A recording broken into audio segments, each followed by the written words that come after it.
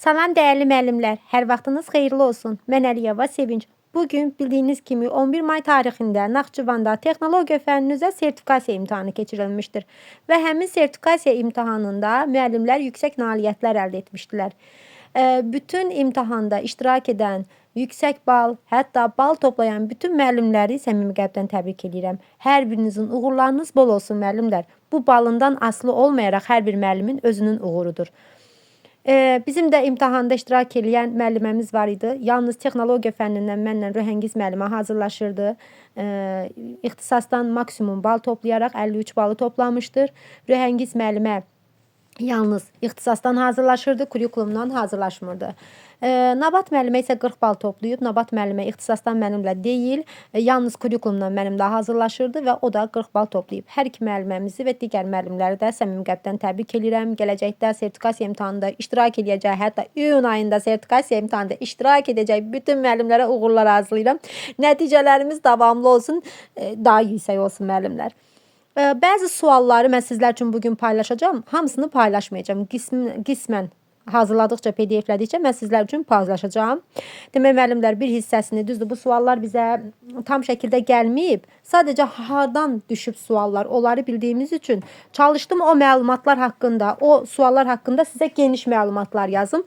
Mən bunu müəllimlər şifahi şəkildə demədim. Birbaşa PDF formasında hazırladım ki, yəni bilirsiniz ki, şifahi şəkildə deyiləndə siz onların hər birini yadda saxlaya bilmirsiniz, amma ən azından ekrandan bunu belə deyək də skrin eləyərək götürüb məlumatları oxuya bilərsiniz. Bu sizin üçün keyfiyyətli olsun deyə mən bunu etmişəm bu şəkildə.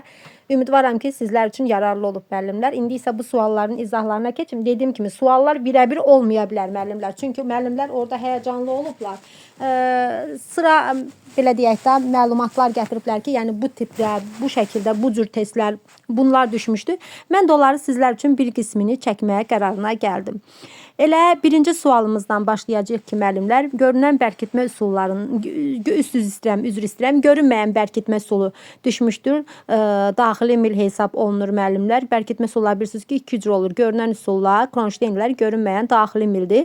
Mən onu şəkildə də sizin üçün təqdim etdim ki, vizual olaraq, görüntü olaraq yadınızda qalmış olsun. Burada da gördüyünüz kimi heç bir şəkildə o görüntü görünmür və burada görürsünüz keçir aralığa və orada gizlənmiş olur. Aha, bu da bərkitmə üsullarından görünməyən daxili mildir. İkinci sualımız qasnaqdır. Yəni cümlə şəklində verilib, orada nəyin olduğu soruşub. Qasnaq müəllimlər bilirik ki, variantlarda olub qasnaq ifadəsi. Ötürücü, yəni intiqal qayışına hərəkət verən xüsusi çaxdır müəllimlər. Müəllimlər, PDF-də hərf səhvləri ola bilər. Çünki mən sizin üçün çalışdım ki, tələsik yazan, bilirsiniz ki, imtahandan müəllimlər bir neçə saat öncə, 1-2-3 saat öncə çıxıblar və mən bunu hazırlamaq bilirsiniz ki, vaxt alır PDF-i. Ona görə biraz çalışdım, düzgün alınsın. Ola bilər ki, bəzi hərf səhvləri gedə bilər. Buna görə üzrlü sayın. Dördüncü sual timerlə bağlıdır. Mən timerin tam şəklini oradakı kimi birəbir bilmədiyim üçün timer haqqında geniş məlumatı sizin üçün təqdim etdim və bunu yazılı şəkildə etdim ki, yenə də dediyim kimi siz bunu hətta serokopya ilə elətdirə bilərsiniz, skrin eləyib özünüz üçün oxuya da bilərsiniz. Hansı ki, maşının verilmiş konkret proqramlarla müəyyənləşdirilmiş vaxt nəzərə alınmaqla avtomatik olaraq fasiləsiz işləməsinə cavabdeh olan qurğuydu. Maşının ayrılmaz elementidir. Hansı ki, onsuz avtomatik yuma prosesi mümkün olmur. İki növü olur. Birləşmiş hibrid, elektromexaniki hibrid timeri. Müəllimlər, bilirik ki, müasir paltaryan maşınlarda da birləşmiş hibrid timerindən istifadə olunurdu. Özü də 2 komponentdən ibarətdir. Elektromexaniki timerdən və idarə etmə blokundan. Dedik, neçə birləşmiş hibrid timerdə 2 komponentdən ibarətdir. Elektromexaniki timerdən və idarə etmə blokundan. İdarə etmə bloku vasitəsilə tam yerdəki çıxışlara lehimlənmişdir və hansı ki, hansı əməliyyatlar yerinə yetirilir. O idarə etmə bloku çıxışlara lehimlənir və hansı əməliyyatlar yerinə yetirilir. Deməli, yuma proqramlarda əlavə funksiyalarını nəzarətdə saxlaya bilir. Timerin mühərrikini idarə edir, barabanın mühərrikini idarə edib nəzarətdə saxlayır. Burada bəzi sözlərdə düşüb, necə olub o düşüb bilmirəm. Amma düşüb müəllimlər, bəzi hərflərdə səhv gedib.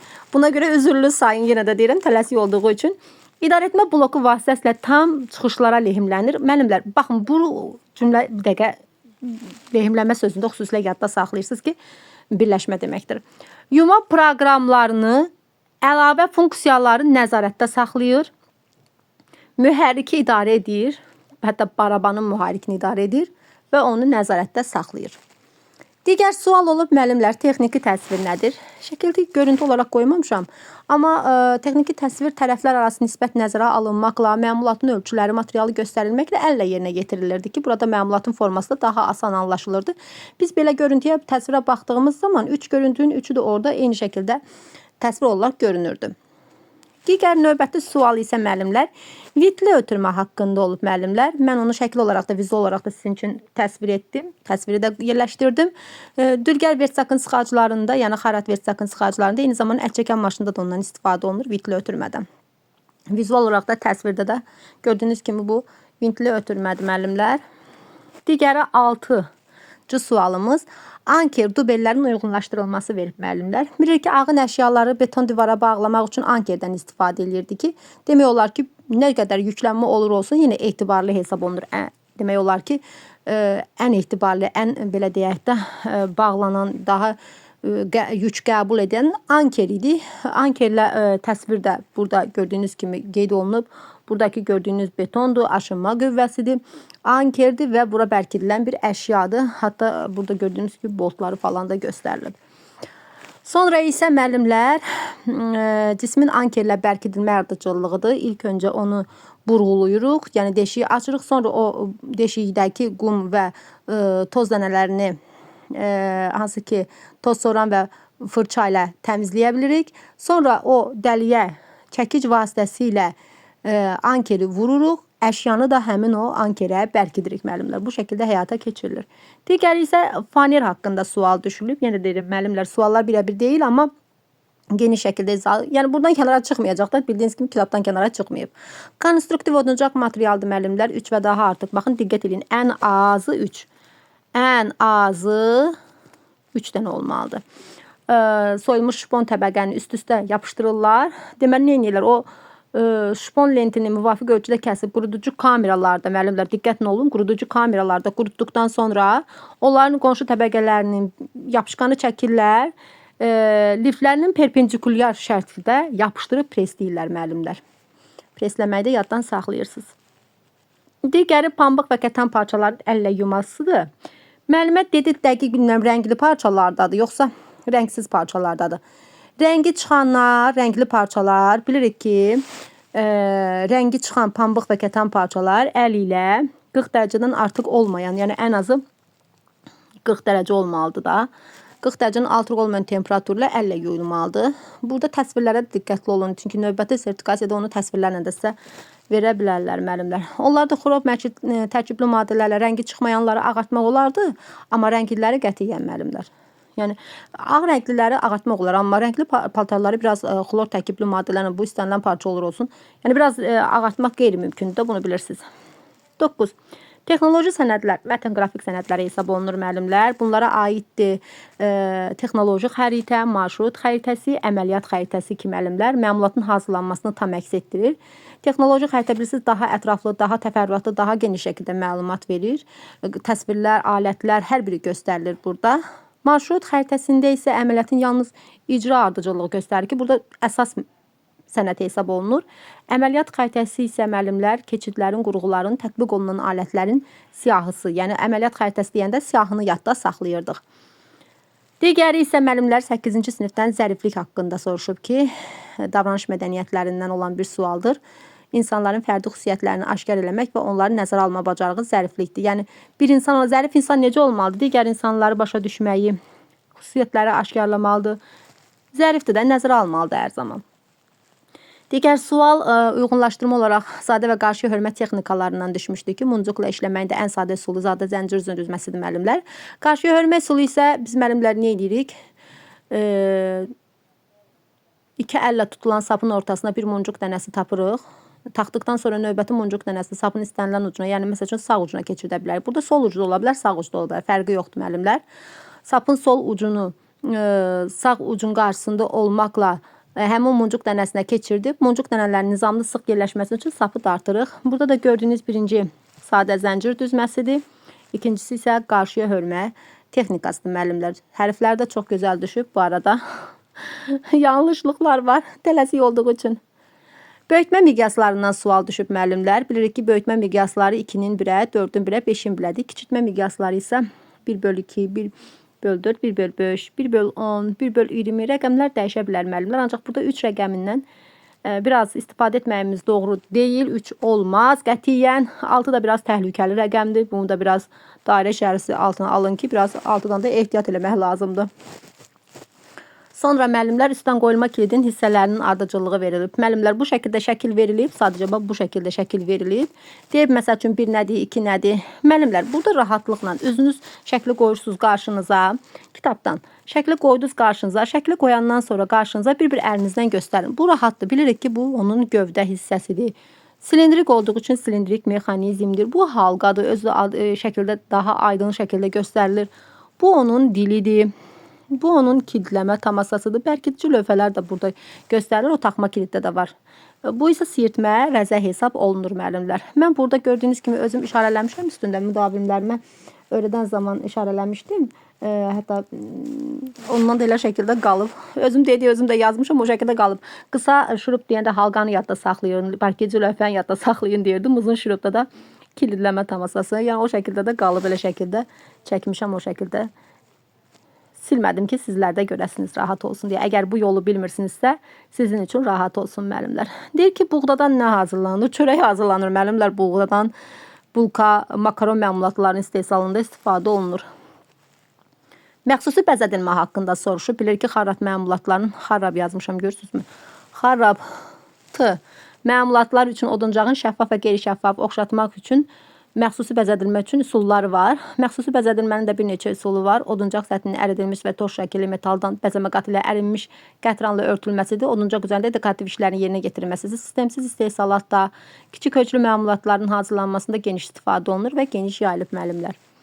Deyilgəri isə polipropilendir müəllimlər. Sual polipropilen haqqında olub, şəkillər verilib müəllimlər. Stəkanın falan, yoğurt stəkanın, butuka qapaqlarının şəkilləri olub. Deyir ki, bu hansı kütləyə aiddir. Əlbəttə ki, polipropileni oradan aydın şəkildə bilmək olurdu. Tez dağılır, şaxtaya davamlılığı azdır, insan həyatına, ətraf mühitə heç bir təsiri yoxdur, təhlükəsizdir, qidada da tam yararlıdır. Yəni, sual olaraq düşsə də qidada tam yararlı olan bilir ki, polipropilendir. Ətraf mühitin təsirinə də davamlıdır. Qab-qacaqda, boru istehsalında, butuka qapaqlarında, disklərdə, şiprislərdə, vedrələrdə, yoğurt stəkanlarının hazırlanmasında ondan istifadə olunur. Uşaq oyuncaqlarda hazırlanır qab-qacaq. Bəzən də müəllimlər avtomobillərin banında və salonunda donar. Bəzən, o da həmişə deyil, bəzən. Buna da diqqət edin. Digər sual toz soranın filtri haqqında olub. Bilirik ki, 3 əsas tərkib hissəsi var. Mühərrik, nasos və filtrdir. Mühüm tərkib hissəsindən biri tozluq idi. Ən başlıca elementi idi, onun filtri idi. Keyfiyyətli filtrləmə daha dəqiq 99% belə keyfiyyətli hesab olunmurdu. 99,95% keyfiyyətli filtrləmə hesab olunurdu. Digər sual, toyuğun yumurtlama dövrü necə il təşkil eləyir? 1 ildən 4 ilə kimi təşkil eləyir. Bu da baxır toyuğa. Oduncağın orta diametrinin hesablanması. Mən bunu hansısa deyirdim ki, Rüəngiz müəllimiyə izah eləyəndə demək olar ki, son gün izah etmişdim. Dedim ki, müəllimlə, əgər D1, D2 diametri veribsə, məsəl üçün deyəlim D1-i verib 50, D2-ni verib məsəl üçün deyirəm də 80, məsəl üçün D-ni tapmaq istəyirsənsə 50 ilə 80-ı toplayırsan, bölürsən 2-yə, onun yarısına. 130, 130 da 2-yə böləndə 65. Belə. Məsəl üçün rəqəmləri özümdən qoyuram. Orada dəqiq rəqəmlər müəllimənin yadında deyil. Yadında olmadığı üçün dəqiq rəqəmləri deyə bilmirəm. Amma sizə hesablanma yolunu qeyd etdim. Sonra ikinci bir məsələ düşüb ki, ailə büdcəsinin gəlir və xərclərin hesablanmasına aid məsələ olub müəllimlər. Deyir, məsəl üçün ailə büdcəsinin 1300 manat gəliri var. Mənim bu PDF-lərimdə də var, məsələlərimdə də var. Mən bu tipli məsələləri PDF-lərimdə hazırlamışam. Müdavimlərim işləyiblər rahatlıqla elə. Rüəngiz müəllimə də dediyi kimi çox rahatlıqla deyir müəllimə hesapladım o məsələni də. Demək müəllimlər ailə büdcəsini verib ki, məsəl üçün ümumi gəliri belə deyək də 1300 mənatdır. Məsəl üçün ayrı mənbədən gələn gəlir, xərci filan şeyə bu qədər xərci çıxdı. Məsəl üçün deyəlim də, indi tutalım ki, bu ailə qida üçün nə bilim nə qədər xərclədi? Məsəl üçün deyəlim ki, kino, teatra nə qədər xərclədi? Bunları veribsə sizə toplayırsınız onları. Məsəl üçün deyəlim ki, qidaya nə qədər verdi? Qeyri-qidaya nə qədər verdi? Məsəl üçün deyirəm. Hə, o qida ilə qeyri-qidanı toplayırsınız. Alınan o 1300-dən də o rəqəmi çıxırsınız. Səhv etmirəmsə müəllimə dedi 200 neçə alınmışdı orada. 275 idi, 70 belə bir şey dedi müəllimə. Səhv etmirəmsə, yəni dəqiq yadımda qalmayıb. Belə bir şey olub cavab. Yəni orada 1300-dən çıxırsınız. Sadəcə dediyim kimi sualları birə-bir bilmədiyim üçün sizin üçün yəni hansı suallar düşdüyünü yolunu öğretmək istəyirəm müəllimlər. Başa bilməyən müəllimlər bilsinlər. Rahat olsun sizin üçün. Görürsünüz, elə çox da belə çətin suallar deyil. Yəni kitabın daxilində olan suallardır. Praktik işdən də sual salıblar. Orada saat mexanizmi zadı düşüb müəllimlər. Praktik işlərdə diqqətli oxuyun. Çünki mən hər zaman deyirəm, görürsünüzsə deyirəm ki, müəllimlər praktik işləri göz ardı etməyin. Hər xırdalığa diqqət eləyin, şəkillərə diqqət eləyin, hissələrə diqqət eləyin. Bilmirsiniz hansı tərəfdən gətirib salacaqlar. O gözlənilmə suallardan biri də o saat mexanizmidir. Digər ən sadə drill hansıdır? Müəllimlər bilirik ki, döyəcləyicisiz drill elektrik drillinin növüdür. Hansı ki, yüngül bərpa bəzək işlərində istifadə olunur ondan. Ağac metal üzərində deşiyin vurğulanmasında istifadə olunur. Əsasında elektrik mühərriki təşkil edir. Valın köməyi ilə fırlanmanı reduktor ötürür. Reduktorda mühərrikin böyük sürətlə fırlanmasını dərhal dayandırır. Elə bunun hesabına da patronun fırlanma elementlərinin dövrlər sayını artırmış oluruq müəllimlər. İndi ikinci hissəndə Allah qoysa sizlər üçün çalışacağım. Çəkin müəllimlər. Sağ olun.